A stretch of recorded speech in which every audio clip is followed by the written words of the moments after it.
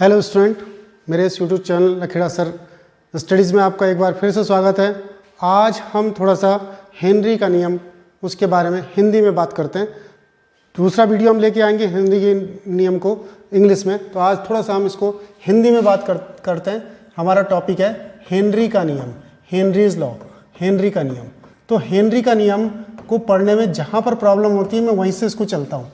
Henry का नियम आप स्टार्टिंग से विलेयता पर डिपेंड करता है। हम जानते हैं विलेयता को समझाना है और किसकी विलेयता को समझाना है, तो हेनरी के नियम में किसी लिक्विड के अंदर गैस की विलेयता को समझाना है कुल मिलाकर के।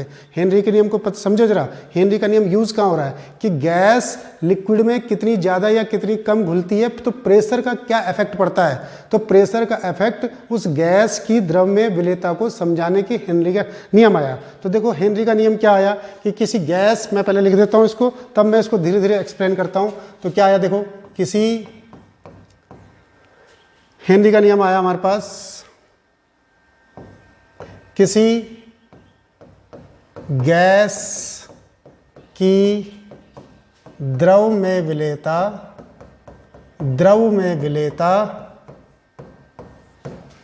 किसी गैस की द्रव में विलेयता गैस द्वारा द्रव के पृष्ठ पर डाले गए आंशिक दाब के समानुपाती होती है, आंशिक दाब के समानुपाती होती है।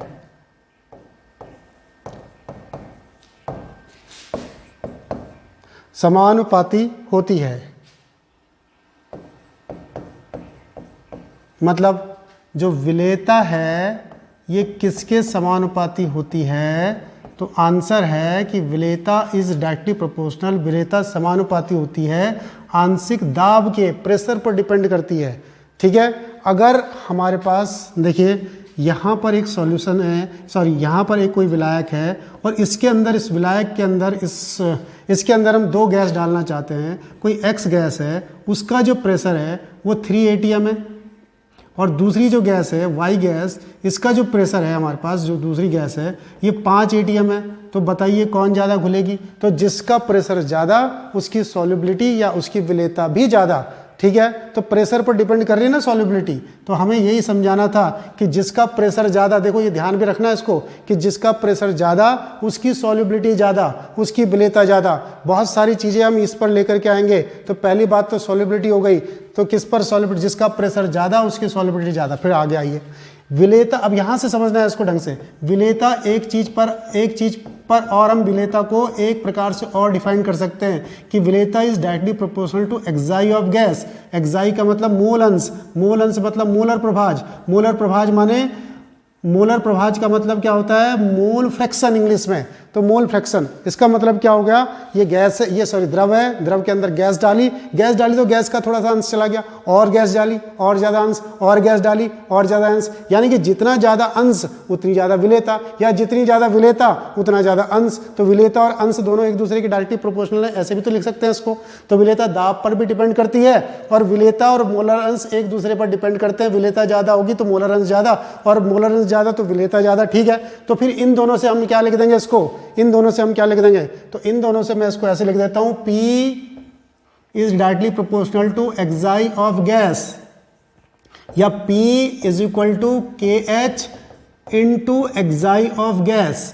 अगर हमारे पास हेनरी का लॉ आया तो आप इसको ऐसे लिख करके आए, हेनरी का नियम आया कि किसी गैस की द्रव में विलेयता गैस द्वारा द्रव के पृष्ठ पर डाले गए आंशिक दाब के समानुपाती होती है। विलेयता प्रेशर पर डिपेंड करती है, विलेयता ये मोलर अंश पर डिपेंड करती है, इसलिए P is directly proportional to molar अंश, इसलिए P is equal to KH, where KH, मैं इसको नेक्स्ट पेज में ले लेता हूँ।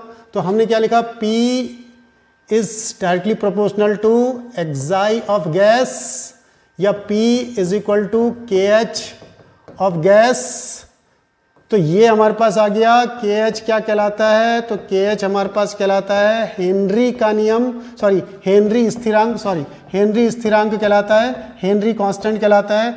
KH की जो मात्रक होता है, KH का जो यूनिट होता है वो क्या होता है, समझिए। इसका तो कोई मात्रक नहीं होगा, ये एक्साई ऑफ गैस है यहाँ पर, इसका तो कोई मात्रक नहीं होगा। तो KH का मात्रक जो P का मात्रक होगा तो क्या हो सकता है, इसका मात्रक ATM हो सकता है। ATM माने वायुमंडल, या क्या हो सकता है इसका मात्रक बार हो सकता है, क्योंकि प्रेशर का मात्रक बार भी होता है। तो क्या हो सकता है इसका मात्रक mmHg, कहीं पर प्रेशर का मात्रक लिखा रहता है ये, तो इसका मात्रक भी KH का मात्रक भी यहाँ हो जाएगा। यानी कि KH का मात्रक क्या होता है, KH का मात्रक वही होता है जो हमारे पास P का मात्रक होता है। क्लियर हो गई, यहाँ तक आप इसको लिख करके आए। अब दूसरी बात, मैं यहाँ पर एक दो बातें और कह देता हूँ। देखो विलेयता किस चीज़ पर डिपेंड कर रही, विलेयता किस चीज़ पर डिपेंड कर रही, प्रेशर पर। प्रेशर ज़्यादा तो विलेयता ज़्यादा। इस पॉइंट को मैं लिख देता हूँ कि यदि P अधिक, P का मान अधिक, P माने प्रेशर, तो विलेयता अधिक। ध्यान से, विलेयता अधिक, विलेयता अधिक। अब KH पर देखो जरा मेरी बात को, दूसरा पॉइंट KH, क्योंकि KH पर बार बार सवाल को डालेंगे कि KH पर कैसे डिपेंड करती है विलेयता। यदि KH का मान अधिक, देखो ध्यान दो, KH का मान अधिक, मैं इसको ऐसे लिखता हूं, एक्साई ऑफ गैस, ध्यान दीजिए, is equal to P upon KH। अब अगर जो KH का मान अधिक, KH का मान अधिक, तो अधिक से भाग करेंगे, अधिक से भाग करेंगे तो इसका मान कम आएगा। यदि KH का मान अधिक, तो अधिक से भाग करेंगे, अधिक से भाग करेंगे तो इसका मान कम आएगा। कम आएगा यानी कि मोल अंश कम है, मोल अंश कम है तो विलेयता कम है, मोल अंश कम है तो विलेयता कम है। यानी कि एक्साई KH जहां पर ज्यादा, वहां पर ध्यान देना मेरी बात को, KH जहां पर ज्यादा वहां पर विलेयता कम। KH अधिक तो विलेयता कम। ये हमारे पास 2 पॉइंट इसके बहुत ज़रूरी हैं जिनको आप ध्यान रखेंगे। जैसे कोल्ड ड्रिंक्स होती है ना, कोल्ड ड्रिंक में क्या होता है, तो कोल्ड ड्रिंक में एक बोतल है और बोतल के अंदर प्रेशर बढ़ा दिया, और प्रेशर बढ़ाने से क्या हो जाएगा, विलेयता बढ़ जाएगी। तो जो कार्बोनेटेड गैस है, CO2 वगैरह जो गैस है उसके अंदर घुल जाएगी। और जैसे हम ढक्कन खोलेंगे, ढक्कन खोलने से क्या होगा, प्रेशर घट जाएगा। दोबारा बोतल है, बोतल के अंदर प्रेशर 5 ATM का रखा, 4 का रखा, 3 का रखा, बढ़ा रखा, 3 ATM, चलो इसके अंदर प्रेशर है, गैस घुल गई। क्यों घुल गई, क्योंकि दाब ज्यादा है। दाब ज्यादा होने पर क्या होगा, गैस की विलेयता बढ़ जाएगी और गैस उसके अंदर घुल जाएगी। कौन सी गैस, कार्बोनेटेड गैस जो उसमें डाल रखी है। ढक्कन खोल दो, ATM 3 की जगह वह एटमॉस्फेयर प्रेशर के बराबर हो जाएगा, यानी कि 3 के बदले 1 ATM के बराबर हो जाएगा, यानी कि प्रेशर घट जाएगा। और जैसे ही प्रेशर घट जाएगा उसकी विलेयता घट जाएगी, तो गैस एकदम से बाहर आएगी उसमें, इसी कोल्ड ड्रिंक की बोतल में से वो बाहर आती है। दूसरा इसमें यह है कि ऊपर जब हम पहाड़ों पर जाते हैं तो पहाड़ों पर जाने पर हमारे पास एनोक्सिया एक बीमारी हो जाती है। एनोक्सिया बीमारी क्या होती है कि पहाड़ों पर जाने पर थोड़ी याददाश्त सी कमजोर हो जाती है, थोड़ा भूलने लगता है आदमी। तो ऐसा इसलिए होता है कि जब ऊपर पहाड़ों की तरफ जाते हैं तो पहाड़ों पर जाने पर क्या होता है, प्रेशर घटता है। और जब प्रेशर घटता है तो उस ब्लड के अंदर ऑक्सीजन की विलेयता घटती है। तो ऑक्सीजन की विलेयता घटने के कारण हमारे माइंड को ऑक्सीजन कम मिलती है। दोबारा हाइट में जाएंगे, प्रेशर कम होगा, प्रेशर कम होगा तो प्रेशर जहां पर कम होगा तो सॉल्युबिलिटी यानी विलेयता कम होगी। तो विलेयता किसकी कम हो जाएगी, हमारे पास ऑक्सीजन की जो ब्लड में विलेयता होती है वो कम हो जाएगी। और जब ऑक्सीजन की ब्लड में विलेयता कम हो जाएगी तो ऑक्सीजन माइंड को कम मिलेगी तो माइंड थोड़ा ढंग से काम नहीं करता है। तो इस बीमारी को कहते हैं हम यहाँ पर एनोक्सिया। तो एनोक्सिया इसकी एक बीमारी होगी, इसका एक एग्जाम्पल हो गया। एक चीज और इसमें थोड़ा सा मैं इसमें बात कर दूं कि एक्वेटिक एनिमल जो होते हैं, या ये जानवर होते हैं एक्वेटिक ये जो जलीय जीव जिसे कहते हैं, मछली वगैरह, फिश वगैरह, ये ठंडे पानी में रहना पसंद करते हैं। क्यों, जितना पानी ठंडा होता है उसके अंदर सॉल्युबिलिटी ज़्यादा होती है, उसके अंदर गैस की सॉल्युबिलिटी ज़्यादा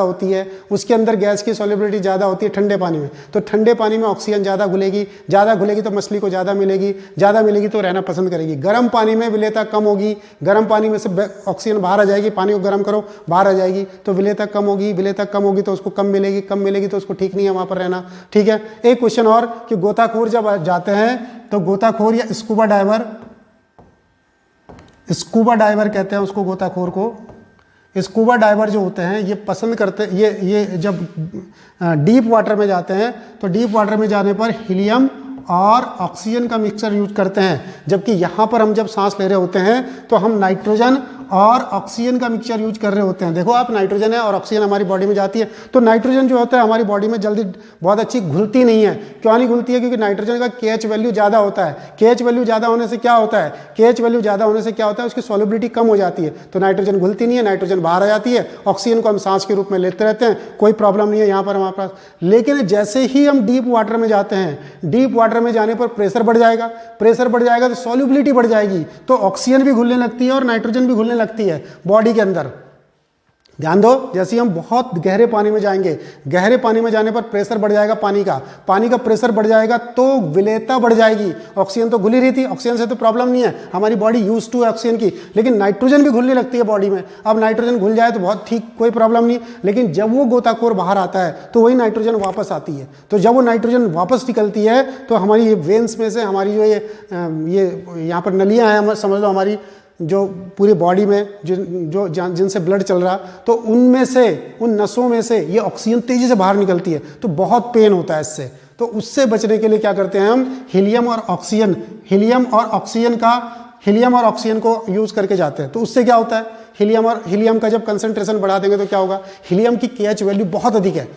हीलियम की KH वैल्यू ज़्यादा अधिक होने के कारण प्रेशर अगर जो बढ़ भी गया तो भी हीलियम की सॉल्युबिलिटी ब्लड के अंदर नहीं घुल पाएगा हीलियम, क्योंकि हीलियम की सॉल्युबिलिटी तब भी कम है कि किसकी KH वैल्यू सबसे ज़्यादा, लगभग बहुत ज़्यादा है KH वैल्यू हीलियम की। तो KH वैल्यू ज़्यादा होने के कारण हीलियम की जो सॉल्युबिलिटी है बहुत कम है। अगर प्रेशर भी बढ़ जाए, पानी के अंदर भी चले जाएंगे तो भी हीलियम की सॉल्युबिलिटी ज़्यादा नहीं होगी, तो हीलियम तब भी हमारी बॉडी से नहीं घुलेगी। तो कौन घुलेगी? ऑक्सीजन घुलेगी, ऑक्सीजन हमारे को चाहिए ही। तो इसलिए हम वहाँ पर हीलियम का यूज़ करते हैं। हीलियम, नियॉन, नाइट्रोजन, ऑक्सीजन, इसका मिक्सचर, मतलब इसका कंसंट्रेशन घटा देते हैं, इसका कंसंट्रेशन बढ़ा देते हैं, इसलिए स्कूबा डाइवर इसको यूज़ करते हैं। तो ये हमारे पास हेनरी का लॉ आ गया। एक्चुअली में इसको हमें विलेयता से और यहाँ तक पढ़ना था, लेकिन हेनरी के लॉ को फटाफट कंक्लूड करने के लिए मैंने इसको यहाँ से लिया। तो आज के इस वीडियो में इतना ही। नेक्स्ट वीडियो में हम इसको, इसी टॉपिक को जरा इंग्लिश में लेके आएंगे। थैंक यू, धन्यवाद।